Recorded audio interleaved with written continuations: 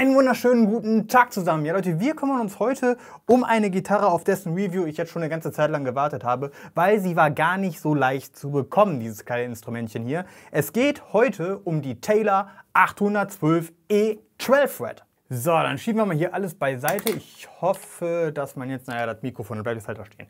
Egal.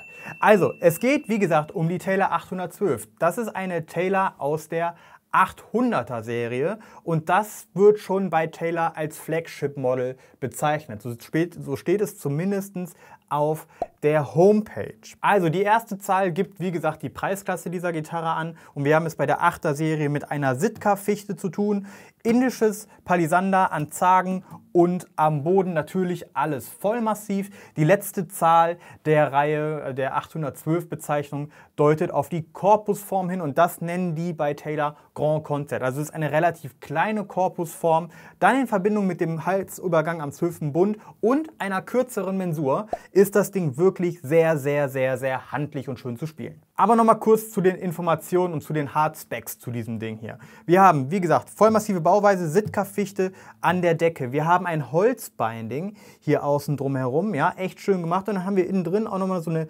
dunklere Holzverzierung. Welches Material das ist und so, habe ich nicht rausgefunden. Es ist auf jeden Fall sehr, sehr schön gemacht. Dann haben wir eine Abalone-Rosette mit dunkleren Streifen noch außen rum herum. Und was ich ein extrem schönes Highlight finde, ist das Schlagbrett hier auch aus Holz. Das Schlagbrett hier ist aus Rosewood, also Palisander sagen wir Deutschen dazu.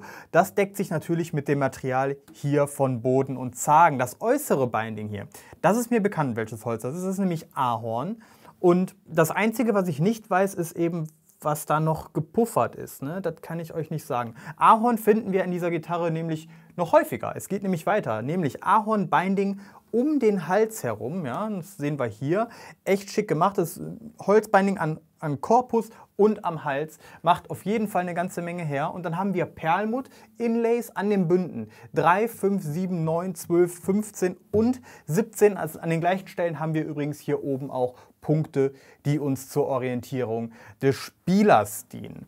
Dann können wir hier sehen, ja, hier haben wir 3 Punkte. Seit 3 Punkte, 3 Knöpfe. Ja, diese Knöpfe deuten darauf hin, dass wir es mit einer Gitarre mit Toneimer zu tun haben. Wir hören uns gleich mal kurz an, ganz kurz nur, wie sich der Toneimer anhört, weil ich habe nämlich schon eine Gitarre mit diesem Toneimer reviewed und dazu würde ich euch ganz gerne verlinken. Ja, also mal in die Videobeschreibung gucken. Der Link zu dem Toneimer-Video aus der 712E, die da steht, das ist das gleiche Toneimer-System. Das findet ihr in der Videobeschreibung. Einfach da draufklicken, wenn ihr mehr Infos und mehr Sounds zu diesem Toneimer haben wollt. Der Hals ist Tropical Mahagoni nennen sie das hier hinten, ne? Also es ist Mahagoni-Hals, Ebenholz-Griffbrett und hier oben haben wir, Moment, eine mit Ebenholz verzierte Kopfplatte. Das ist natürlich dann stimmig zum Griffbrett. Im Gegensatz zu den anderen Gitarren, die ich mit Ebenholz-Griffbrett habe und Ebenholz-Kopfplatte, hat dieses Ebenholz hier so ein bisschen Brauntouch noch drin. Ich weiß nicht, ob man das hier erkennen kann.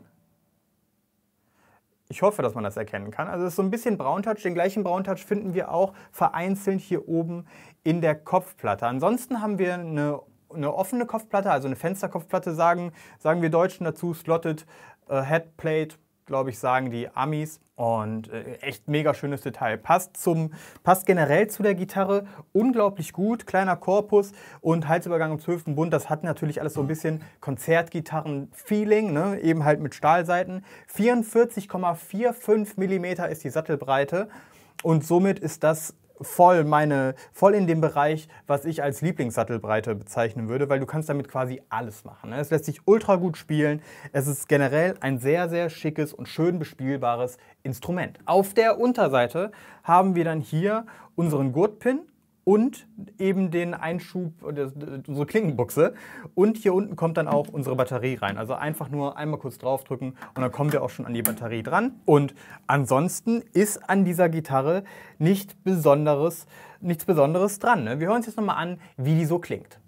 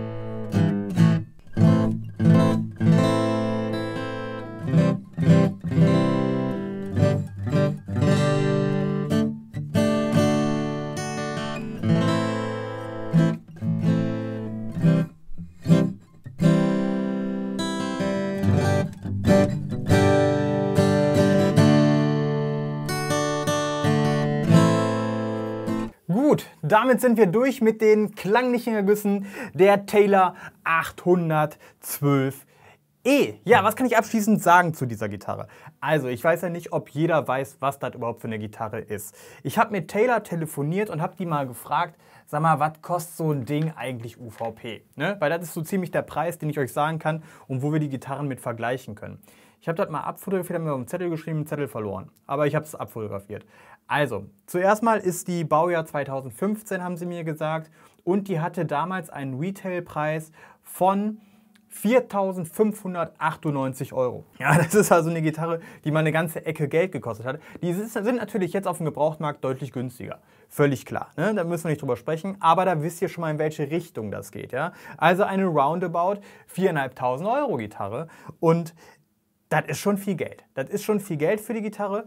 Und ich weiß nicht, ob ich das sehe. Ne? Ob ich da wirklich die 4.600 € oder 4.500 €, ob ich das wirklich sehe. Die ist, in meinen Augen ist die Gitarre perfekt. Ja, sie sieht super geil aus, die ist auch schön gemacht. Ich finde auch, dass sie die im Stallloch hier, ne, dass die das hier nochmal so verkleidet haben. Bei einer billigen Gitarre würde ich sagen, okay, ja, da haben sie versucht irgendwie dazu verstecken, dass das laminiert ist, die Decke. Aber bei so einer Klasse, wissen wir alle, das ist voll massiv. Das haben sie einfach hier verschönert, finde ich ganz gut. Ich finde die Abalone-Rosette schön. Ich finde das auch schön, dass das noch so ein bisschen eingefasst ist. Ganz stark gefällt mir das Schlachtbrett hier. Ja, das fühlt sich auch gut an. Das echt super, top. Dann diese ganze Binding-Geschichte, ne? Also Holzbinding um Hals, Holzbinding hier und im Korpus. Auch, dass wir hier hinten nochmal einen Streifen haben, finde ich super schön. Auch, dass wir hier eine Holzverkleidung haben, super. Auch das Ebenholzding hier oben auf der Kopfplatte, alles toll. Die Mechaniken machen einen super Job. Da gibt es wirklich nichts dran zu meckern. Die Frage ist halt immer nur, ist euch das wert? Also wenn ich jetzt hier eine Bewertung abgeben müsste, dann gibt es an der Gitarre an sich, was die Bespielbarkeit angeht, was den Klang angeht, was das ganze Feeling mit dieser Gitarre, gibt es absolut gar nichts zu meckern. Es wäre das Einzige, wo ich meckern würde, wäre der Preis. Weil, finde ich schon sehr viel Geld. Also das muss man wirklich ganz klar sagen. Was wir jetzt hier total vergessen haben, war, dass hier noch ein Haar von meiner Freundin an meinem Ärmel hängt. So, den Tonabnehmer haben wir noch gar nicht behandelt. Den machen wir jetzt noch mal ganz kurz.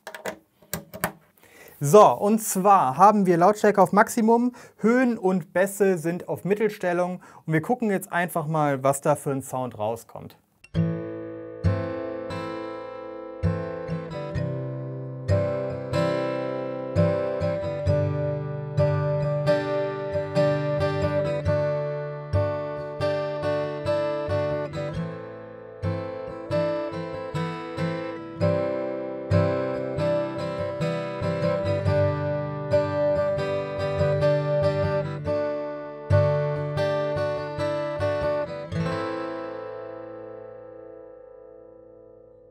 Ja, das muss es auch jetzt mit dem Tonabnehmer gewesen sein. Wie gesagt, Link zum Tonabnehmer packe ich euch in die Videobeschreibung. Was man hier noch sagen kann, ist, dass die so Kleinigkeiten hat, wie zum Beispiel, hier hat die so Abalone-Punkte in den Pins drin, was mir echt gut gefällt.